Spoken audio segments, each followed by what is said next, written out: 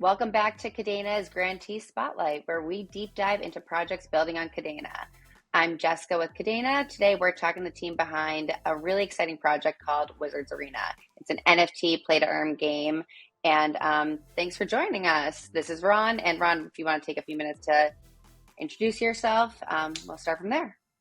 Well, thanks for having me. And all I can really say is we're really excited about this whole process and kind of deepen our relationship with Kadena and partner up. And I'm really excited to see, how we can grow together. Fun building with you guys so far. So, for the people who don't know, could you just start with how about telling us what is Wizards Arena? It's pretty simple. It's a play to earn NFT game where wizards fight each other, right? The wizards are the NFTs. We have a couple of other things that take it a little bit more in depth, but that's what it is at the heart. Um, you battle NFTs, you earn money, and that's what we do.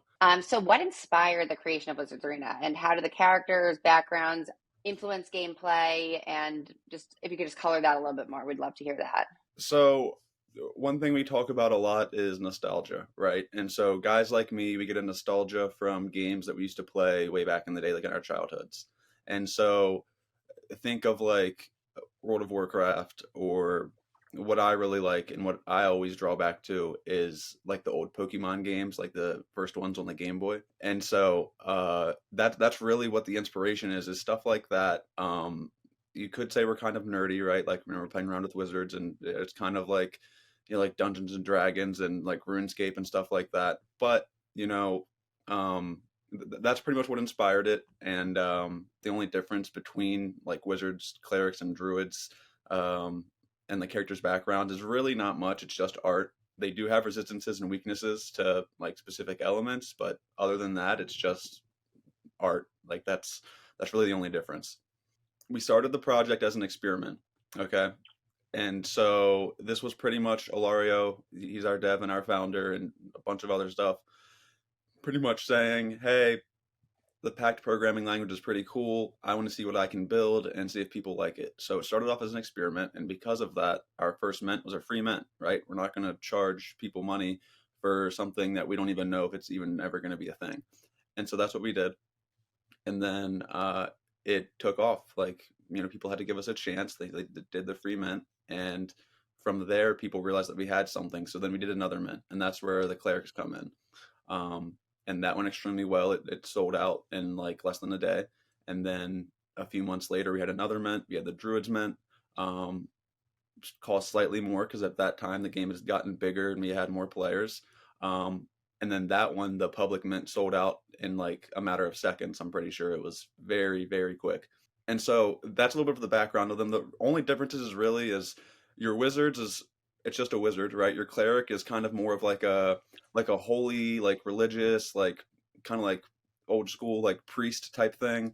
And then druids are animals, right? So like in Lord of the Rings, you have Beorn, and he is a shapeshifter, right? Like he can either be man or a bear, and that's kind of what it is, right? It's magical animals, and I really like that collection because who doesn't love animals, right? Like we have tigers and eagles and bears and all of that stuff, and I mean they're cute, right? Like my girlfriend likes some of the art just because they're like cute animals, but they're also really cool too. And really the main difference I would say is, and I don't want to get too like too into it because then it gets a bit confusing, but um we have 12 elements, okay? And this is kind of where Pokemon plays in. We have 12 elements that any of the NFTs can use, right?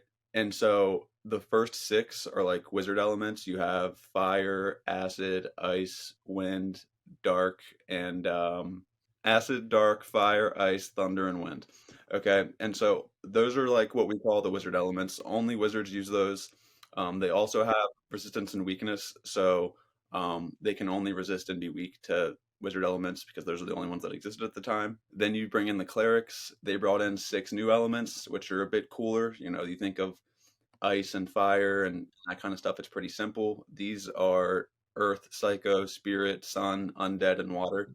So, a little bit more upgraded, cooler. Those are what I would call like the cleric elements. The clerics only use those. Some of them have resistance and weakness to like the wizard elements, and then the druids use all of them. And so sorry if that was a little bit of a long-winded response, but um, that's the main difference. And one more thing is they come with stats like HP and attack and damage. The wizards started at like a lower level, like you combine those stats to figure out what level they are, how strong they are. And so the wizards came lower, the clerics came a bit higher, and then the druids were the highest. And that's really all it is. There's not too much of a difference. Got it. Very cool. And you said that your girlfriend loves the cute animals. So I want to know now, what's her favorite character? And do you have a favorite character? And should I have a favorite character? Like maybe we can save that to the end if like you want to like tell me like which one I would like the most. Because I was a um, big Pikachu fan, Clefable, Jigglypuff. If we're just like if there is any like kind of um synergies with Pokemon, that's where my heart is. there's nothing really that reminds me directly of a Pokemon. We do have one of the skins of the druids is a hyena, and I know in Pokemon there was a it was like a psychic Pokemon that was a hyena, and that's really the only thing that like directly reminds me of Pokemon. It's more so the battles and just kind of like two things standing face to face and like going hit for hit. That's kind of more the Pokemon aspect. But about a favorite character, this is tough to answer because I love them all, right? Like, um, I like to think that Oh, they're all equal in my heart. But I will say, we talked about wizards, clerics, and druids. Not too long ago, we released like a very, very small collection of one of ones called Elders. And so there's Elder Wizards, Elder Clerics, and Elder Druids, and they're really cool. So they're one of one. We sold them in auction.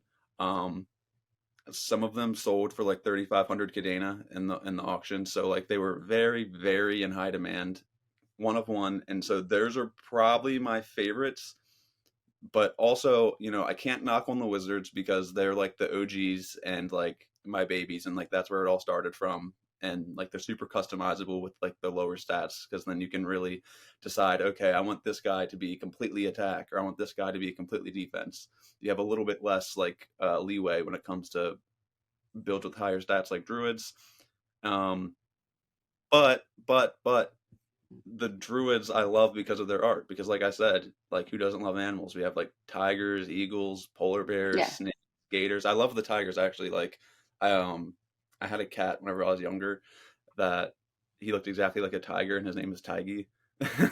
Oh, And so I always love tigers. Like actually, I don't know if you can see this, but this is like one of my NFTs and it's one of the tigers from Wizards Arena.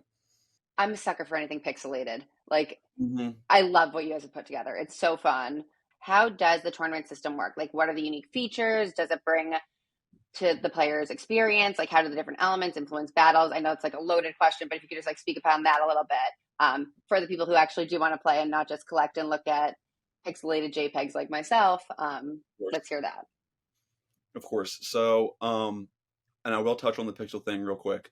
Some people try to act like pixels are like not as cool as like real art because it's simpler, right? And it's not as much in detail, but I think it's cool and I think it kind of gives like a cool vibe of like yeah, exactly. You see what I mean, right? I like it. I think it's cool. It kind of gives like a retro theme and I like that. It's not too advanced. It's pretty simple. People pay like a set buy-in fee for the tournament. That goes to a prize pool. We take a small cut of each pool. Like some of the tournaments are 0%. The main weekly tournament on Wednesdays is I think 10%. And we just take that for developing the tournament and making it a thing. And then once the tournament starts, everyone who subscribed and paid their buy-in fee, they're randomly paired against each other. We have like an algorithm that pairs them to make sure that people don't fight themselves and whatnot. And then they automatically battle. You don't have to do anything. You don't have to go in and click fight. It just happens for you. Then if you win, you move on to the next round. It's a knockout process, right? Single elimination. Um, this thing that's like I just mentioned, first round that's repeated over 4 rounds. So if you win 4 rounds and don't get knocked out, win 4 rounds in a row, you split up the prize pot. So if there's 100 Wizza in the prize pool, which would be very small, and there's 5 winners, then they would each take 20 Wizza, right? They just split it up. Um, And then there's also a smaller consolation prize for like third round winners. That's people who made it to the fourth round but weren't fortunate enough to get that final fourth win. We also give them a smaller prize, not the big like jackpot prize pool, but like a smaller cut. And then on top of that, we also give a bunch of participation rewards, right? That's one thing we want to do is incentivize people to play the game, right? And I think we do that very well. So you get just for subscribing, it doesn't matter if you win at all. You're already gonna take home like generally AP, which is attribute points, and you can kind of use that to get cheaper upgrades in our Magic Shop, which we'll talk about later. Um, but also now that Wizza mining is over, Wizza is like a proof of work inflationary kind of like Bitcoin. The mining's already ended. We've already done all of our halvings. Now that that's over, things change a little bit, and since that's over, we began adding Wizza from our treasury to the tournaments on top of what people pay in. So on top of like the gambling, like hey, I win and take your money type stuff, we also have our Wizza that we throw in, so it makes it even better. And then I will say too the elements. It's just element, resistant, and weakness, right? So each wizard has the three combinations, right? So I might have a wizard that's fire, resistant to ice, and weak to wind. And so the way that works is if I go against another wizard who is my resistance, right? So he's ice, I resist ice. Now, the damage that he would usually do is halved. He only does 50% of damage, right? And like I talked about, there's stats, so you can upgrade your stats and decide, okay, I want this much damage, whatever how much damage that is. If I'm resistant to you, you're going to do half your damage. If I'm weak to you, you're going to do double, right? And so pretty self-explanatory. And then one thing we like to do in some of our tournaments is we'll do what's called an element boost, where if you have that specific element, then you get boosted like 15 attack and like 15 damage, and that's what makes it fun. And we kind of get like a little bit of a like a metaverse type thing there because we have a thing called the wizard. You go to the different regions, different element boosts, stuff like that, and make it a little bit more fun than just battling. I love that.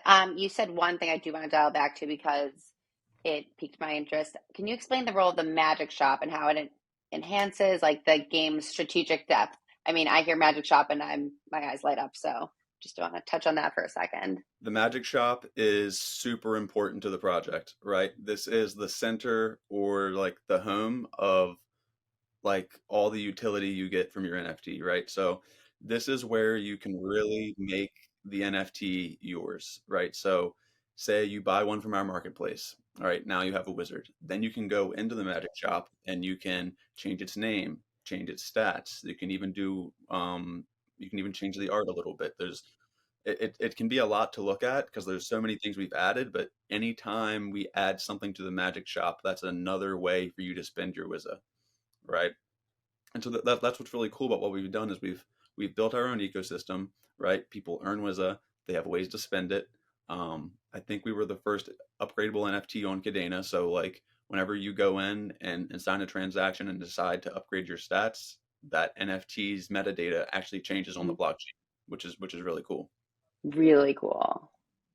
That I the whole in-game economy concepts throughout everything is always something that like I have a special interest in. So could you explain play to earn gaming and how it differs from like a traditional console gaming, just for the people who don't know? I guess specifically Wizards Arena, I know like you guys have your own economy for equipment, which you just touched upon. How does this in-game economy differ fundamentally from the economics we see in a traditional console era game? For sure. And so this is a good question to talk about, a good topic to talk about because people who are into Web3 gaming like to compare to like, traditional like console, what we would call like Web2 games. And it is a lot different, right? People who are like Web2 gamers will understand this. A lot of games currently are like free to play unless you want like fancy skins and stickers and emotes. Then you spend money on microtransactions and downloadable content. Um, and so every dollar you spend on these things is gone, right? You can't get it back. You don't earn anything. You don't get a return or a profit. You can't sell your emote, right? They don't, I'm pretty sure a lot of them do no refunds. And so once you spend the money, it's pretty much gone. Um, Play to earn's different, especially Web3 NFT gaming is different because In play to earn, every dollar you spend, you have the opportunity to make it back, right? It's not here, I'll give you this money and you keep it and give me something that I could never sell. It's um it's kind of a hybrid between gambling and investing, I would say, for lack of better words. Play to earn's different because the money you spend, you can make it back, whether that's through battling or earning NFTs that you could then sell. Um, like for example, our equipment NFTs, they're actual NFTs, just like the main Mhm. Wizards, Clerics, and Druids, but they're equipable. So you can equip like a ring or a pendant NFT to your bigger like Wizard or Cleric or Druid NFT. Um, these equipment have their own marketplace that are tradable in Wizza, not Kadena. And not only do these NFTs give you a boost in battle, they make you more likely to win money from play to earn. They make, so they give you a better chance of earning because then your NFT is better in battle. But also the equipment marketplace allows you to sell your equipment whenever you want. So like rather than a sticker that you can't really prove ownership of and gives you no boost and can't be sold, our equipment NFTs are owned by you, self custody, right? They provide boosts to you and you can sell them whenever you want. So it really kind of it's empowering the players, right? It's not some Web2 entity saying, "Hey, we control you." It's giving power and freedom to the players, which is huge in my opinion. Kind of perfect segue there into like, let's talk tokenomics in this economy that we've been talking about here. So how does the Wizard token integrate into the game? Like, what are the primary use cases for the players? And is this something that like you can just like take your KDA and buy on an exchange or whatever, or do you can only buy it throughout the game? So it's integrated throughout the entire game. We have 3 tournaments a week: Monday, Wednesday, Friday. Wednesday is a Kadena tournament, but Mhm. Mondays and Fridays, they're both WISA tournaments. So you buy in with WISA, you win WISA. If you go into the Magic shop, you want to upgrade your NFT, that's going to cost you WISA. Like I mentioned, mining for the first, I guess it's coming up on 2 years now, over a year and a half. Um, you've been able to stake your wizard, clerics, and druids and earn wizard just by staking them, right? So think of like Kadena or Bitcoin proof of work. The wizards act as the ASIC miners, right? So you stake a wizard, you earn wizard, and it starts taking out of the total supply. Um, we've already reached that max number, so the tokenomics has changed a bit now. Instead of kind of giving Wizza to anyone who stakes their NFT, now we're kind of more focused on rewarding the players rather than like just holders. Um, and we have a name for that. We call those people farmers because really all they do is farm the Wizard token and they never play. And it economically what it does is you're profiting at the expense of the players, which isn't cool. And so we're really focusing on ending that and putting the focus on the players now, which I'm sure they would enjoy. And it's something that, I wish we could have done sooner. But like I said, the project started as an experiment and we learn as we go. And, we take feedback from the community and try to make things uh, best for them. Finish off the question. Um, was a yes, you can buy it on KD Swap. It's never been on Echo. We've been with KD Swap since the start. That just makes sense because our game and our NFTs, they're both on Chain One. KD Swap's also on Chain One. It would be a little bit inconvenient if anytime you bought Wizard, then you would have to do the cross chain transaction to Chain One, and then you'd be waiting just to spend it. And so we thought it made more sense. And we love the guys over at Katie Swap. They're really cool and they've always worked with us and done well. But yes, you can buy Wizard there. You used to be able to buy it through our site. We took that feature away because it's just safer to have them go through the decks rather than through us. Yeah, so it was is the center of like our economy. It's like the heart of the game. You used to be able to buy it on our website. Now you have to go through the decks. We removed that just for some security purposes. That'll probably end up coming back. Um, but yeah, it's the heart of the economy. It's the U.S. dollar to the United States. It's WISA to the WISA economy, right? It's the same thing. And I know you spoke about like the farming before, but like I know that this game has really been designed for long-term play. Thinking of this tweet that was from a player who has been playing for over a year and became Lord of a region. Was that an intentional in the game design? Did you want to make a game that people will like play for years to come. Was that something that you guys really did intentionally, or just a more of a happy accident? Yeah, so that's Eric. Shout out to Eric. He's been one of our most dedicated and loyal players. Eric. And yeah, and he's one thing about Eric is he's not an OG, and a lot of the OGs, right, they've been playing for so long that they have a bit of an advantage just because they know everything and they've set themselves up. Hmm. Eric came in, and within a few months, he was winning. And now it's been a year, and he's been a Lord of a region. He's won an entire league. He's been very successful. Uh, but yeah, I would say that that's kind of how we wanted to set it up, right? What we try to do is, um, if you have money, you can take over almost any other NFT project, right? Like they are whale friendly, and so we are completely friendly to whales, but that shouldn't give you an advantage if you have more money, right? And that's something that I relate to. I mean, I just graduated college 2 years ago, right? Like I'm not loaded, and so I don't have a bunch of money to spend on NFTs. Um, and so I appreciate whenever that doesn't give somebody an edge over me just because they have bigger pockets. Um, and so that's what we try to do is we try to reward playing over spending. Um, and so what we actually do is we track everything you do on the blockchain and then give you a thing called Wizard XP, and that is a great way to verify your participation. That tells us, hey, this guy has played this game this much, right? And then what we can do with that, we can use that metric and say, okay, if you've participated this much, you can do this. If you could participated this much, you can do that. Um, and so, yeah, the game was designed for people to play it for a long time. And I think what it does is once you're in, it keeps sucking you in more and more and keeps you there because the more skin in the game you get, the better you're going to get. Right. And so I mean, and that's like any other game too, right? You can't any game and be the king of it all from the start. Um, and so even though Eric came up on a year of playing and already, is doing great, that's huge because some of us OGs have been here since the start, and he came in and he's been kicking our asses, right? So, um, yeah, I would say it's been a little bit accidental and kind of how it was an experiment, and it turned out to work great. But at the same time, um, my economics brain, having a master's in econ, along with Ilario being a brilliant, kind of meshed together to kind of create that. So cool. Um, and I would love to, if you could did touch upon a little bit about like the community aspect. So how has community feedback influenced the development of Wizards Arena?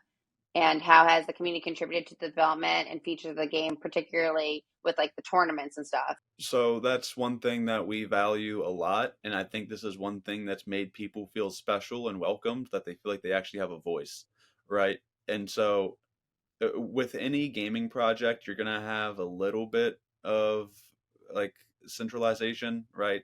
Like obviously you have me and Alario at the top, and we make the decisions, but also we believe in decentralization. I mean, I love Bitcoin and crypto. I'm all about that.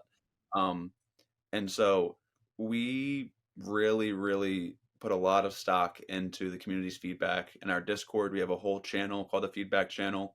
I will say that one thing that's kind of helped me uh, expand my role in the game was like, and this will go back to our conversation earlier about Pokemon.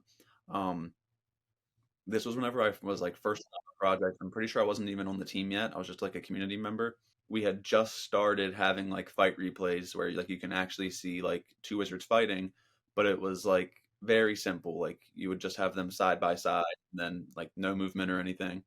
Then what I did was I was like, okay, wait a second. This kind of reminds me of Pokemon.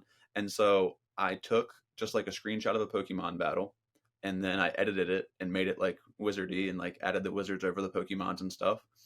And I just sent it as kind of like a meme, like kind of like fun, right? And I think within a week, Ilario had developed that and implemented it into the game, right? And so, and like that was crazy, right? Like, and that was something that made me really feel like he was listening and cared about what the community thought, and like, and to this day, that's how our battles look, right? And it's all because I had like a simple idea and he took it and ran with it. Totally.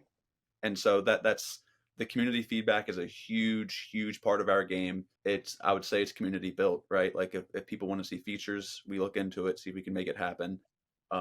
Before we drop big updates, we try to get feedback from the community, see what they think. Hey, do you like this? Do you not? What are your thoughts? Stuff like that. So we value community feedback a lot. I love that. I'm a huge believer in like you involve the community in key decisions, you end up with fans for life. And what's more fun than playing a game where you get to be a part of how this game is developing? I mean, it's also part of being in the, I'd say, blockchain space in general, like participating and being in it and just like putting together a meme and seeing that come to life. Like that is so cool. Um, Moving a little past that, um, how does the game handle ownership of in-game assets? Um, could you just, for the people who are not as blockchain native, maybe more Pokemon native, what are the benefits for the players in terms of NFT integration? I'm an NFT person, so like this stuff gets me all like I light up from it. So I'm sure we have some other people out here who will really appreciate. Right. So, and going back to earlier a little bit and about like self custody and how like you actually own these NFTs. That's what I think of here. Like everything in the game is an NFT, right? Wizards, clerics and druids, they're pretty much the same thing. Those are also NFTs. Rings and pendants, those are NFTs. Um, and so your ownership of these assets can all be verified on chain, right? And I guess that's a little bit advanced, but pretty much like you can at any time go to a website that says, yes, the person that owns this wallet address owns this NFT. And so, one thing to add on top of what I was saying is that so the benefit of them being NFTs and like you being able to verify your ownership is not only like self custody and the ability to trade them, but also interoperability. We're actually partners with a game. It's a Discord game called Conquest, and what we can do there is you can take your Wizard NFTs and battle them against NFTs from other blockchains and even other Kadena NFTs. So even if they're not like yeah, even if they're not like part of a battle game or anything, you guys can work together in like a siege style game to like take down bosses and you level up and stuff, and it's really cool. That's really cool. Could you discuss the significance of rarity and how it affects gameplay and the marketplace? Rarity doesn't matter that much, okay? And this is one thing, and I might have to say no offense to like other NFT projects, but rarity is more of a thing whenever you don't have utility, right? Like people will only trade something because it's rarer and say, okay, I want this because it's rarer than this piece of art, right? But whenever you add stats and like the ability to earn through these stats, people care about rarity less, right? So obviously you're going to have the nerds that say, okay, this is cool because it's rare, like me. I still like that. Um, but it doesn't matter. We have like obviously some NFTs that are rarer than others. Like out of every collection, we have like one of ones. So out of the wizards, you had six uh, archmages. Out of the clerics, you had six archbishops. Out of the druids, you had 12 archdruids. Those are super rare. Those are like very sought after. They don't have really any other advantage other than that. Other than that, they're cool and like they have like a title. We have our most recent collection, the one of ones that I told you about, the elders. Um, we would say probably those are the rarest. And they do have a little bit of an advantage in that every single one of them is resistant to their own element. And so that gives you a boost because say I go into a region where fire is boosted, okay? Now I have the fire element that gets boosted, but also if other NFTs have fire that gets boosted, I resist them, right? So anytime I go into a region where I'm boosted, because I have that element and resistance, it helps me. And so all the elders have that, and we generally see them doing better because of that. I know we've talked about different ecosystems and whatnot, and that you can now take these NFTs outside of the game too and kind of go cross chain with different things there. But why do you guys choose to build Wizards Arena on Kadena to begin with? Like, what makes Kadena the strong ecosystem for you guys to build this? So I have an answer directly from Ilario here. He has a kind of a cool story. Um, if you don't know, I didn't mention this, but he did start the project and I wasn't a part of it, and then I later joined and kind of worked my way up. So he says the answer is Pact and KittyCad. KittyCad is, I think, the first limited NFT collection on Kadena. They're very old; they've been here for a while. Um, So he discovered Kadena as an investor, but he's also a developer and he kind of has some background in Solidity and like Ethereum programming. Seeing what Kitty Cats did inspired him, so he decided to like dive deeper. Kitty Cat even did some tutorials like here's how you create an NFT impact, right? And here's how you create a token. And so he did those tutorials, and that kind of got him started. Um, he says Pact is a beautiful language, difficult at first, but definitely brilliant and robust. He says the possibility of being able to update smart contracts kind of gave him that extra confidence to go like beyond and like really study and develop something like cool. Um, and so that, I mean that's like the heart of Wizards Arena is upgradable NFTs. Um, and he says additionally, this is a big thing that when you're dealing with people's money, you have to be confident in your code, right? And so like he knows that if he ever found a bug, he could fix it quickly. That's really where Pact is. I would say Pact is like Kadena's biggest muscle, right? Pact is great, and I've even looked around in other ecosystems. Pact is a wonderful language, a great thing. The human readability and like the simpleness is really cool. And that's really what it is Pact that kind of brought us here and got us started. I love that. Yeah, I mean, it's a phenomenal tool.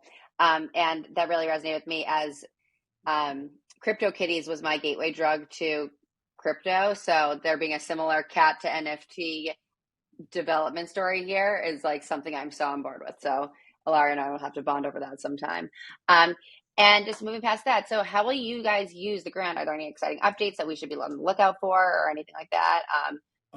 We want to develop animations, right? So I don't want to go too much into that, but it's kind of like some quality of life, like user experience upgrades to kind of take the game to life, and then and make it more fun too. And then also have a game mode coming. So we already have, I think, 7 or 8 game modes, right? We have our tournaments, PvP, Lords, Mhm. Arena, challenges, Flash tournaments, all this stuff. Another game mode's coming. Um, some people might have an idea because we've done like some beta testing regarding this game mode before. Didn't really figure out what to do with it, but now we have more ideas. So, um, yeah, it's like some animations and like just kind of taking the game to life, making it prettier, uh, and that game mode is what we have planned with the Kadena grant. That's awesome. Well, we're excited to be continuing following along from here. So for everybody else though, where is the best place to follow along with Wizards Arena's journey, all the updates, all the new features? Like if they want to get involved, where should they go? The best place is Discord, and I'm sorry if you're like a Telegram maxi and you love Telegram. I'm the opposite. I love Discord, and sometimes Telegram gets on my nerves. Um, Discord is the home. That's where you're going to find everything. That's where our community always hangs out. It's a lot of fun. We're super active. All of our updates and announcements are there. We even have notification bots. I don't think any other, I've never seen another project do this. Whenever people do stuff on the blockchain, it immediately blasts a message to Discord. So like people who want to stay on top of the market and see stuff as it's listed, or see stuff as it gets upgraded or sold, immediately blasted to our Discord. So that's another big thing. Yeah, Discord's the home. I mean, we echo some stuff to Telegram and Twitter, but if you're just following those, you're not going to get the full story or the full experience. So like Discord's where it's at. Telegram really has my heart, but I Discord works is for certain things. Discord is the place to be. I mean, no one's come up with anything better for a reason.